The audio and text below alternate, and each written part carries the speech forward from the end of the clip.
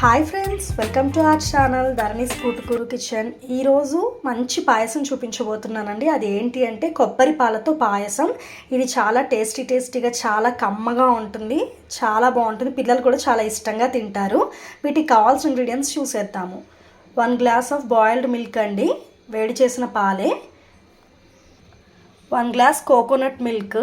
కొబ్బరిని మిక్సీ అన్న ముక్కలుగా చేసుకొని మిక్సీ పట్టుకోవాలి, లేదంటే గ్రేట్ చేసి అన్న మిక్సీ చేయొచ్చు. చేస్తే ఇలా పాలు వస్తాయండి, అంటే స్ట్రైన్ చేయాలి కొబ్బరి తురుముని మొత్తం. చిక్కటి పాలు వస్తాయి, ఇలా చిక్కగా ఉంటాయి. ఇది 1 గ్లాస్ తీసుకోవాలి. ఫ్రెష్ కోకోనట్ తీసుకోండి, అలా అయితేనే మంచిగా టేస్టీగా ఉంటుంది పాయసం అనేది.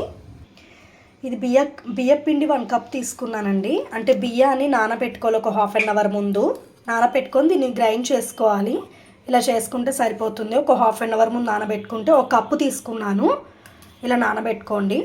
1 కప్ ఆఫ్ షుగర్, మీ టేస్ట్కి సరిపడినంత తీసుకోండి. నేనైతే 1 కప్ తీసుకున్నాను.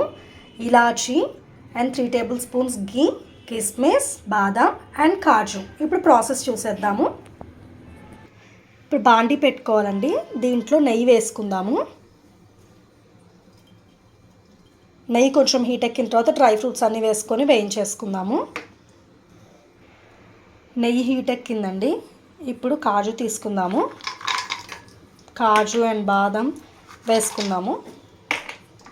వీటన్నిటిని గోల్డెన్ కలర్లోకి వచ్చేంత వరకు వేయించేసుకోవాలి. మీడియం ఫ్లేమ్లో పెట్టుకొని చేసుకోవచ్చు, మరీ హైలో కాకుండా మాడిపోతాయి.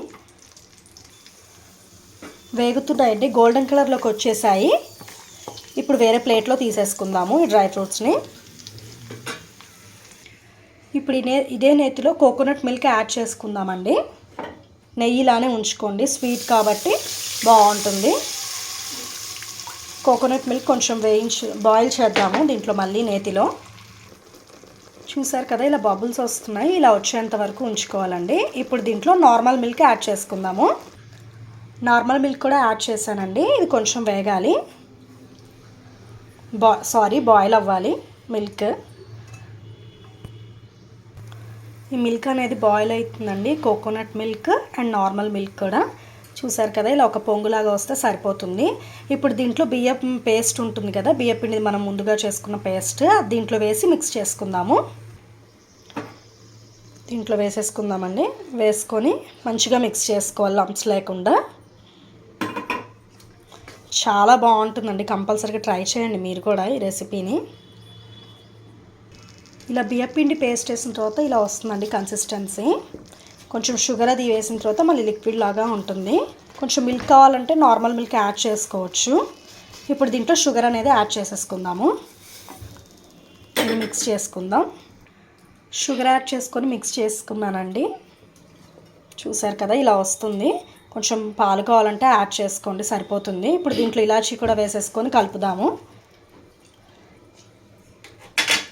స్టవ్ కూడా ఆఫ్ చేసేసుకోవచ్చు అండి. రెడీ అయిపోయింది. వేడివేడి కొబ్బరి పాలతో పాయసం రెడీ అయిపోయిందండి. డ్రై ఫ్రూట్స్తో ఇలా గార్నిష్ చేసుకున్నాను. ఇది 2 డేస్ కూడా స్టోర్ ఉంటుంది, రిఫ్రిజిరేటర్లో పెట్టుకోవచ్చు. ఈ రెసిపీని మీ అందరు కూడా ట్రై చేయండి. మీ అందరికీ నచ్చింది అనుకుంటున్నాను. నచ్చితే లైక్ చేయండి, షేర్ చేయండి, కామెంట్ చేయండి, సబ్స్క్రైబ్ చేయండి. బెల్ ఐకాన్ ఉంటుంది పక్కన, అది క్లిక్ చేయండి. మా న్యూ నోటిఫికేషన్స్ అన్నీ మీకు వచ్చేస్తాయి. మరికొత్త ఇంట్రెస్టింగ్ రెసిపీస్తో మీ ముందుకు వచ్చేస్తాను. Thank you for watching friends.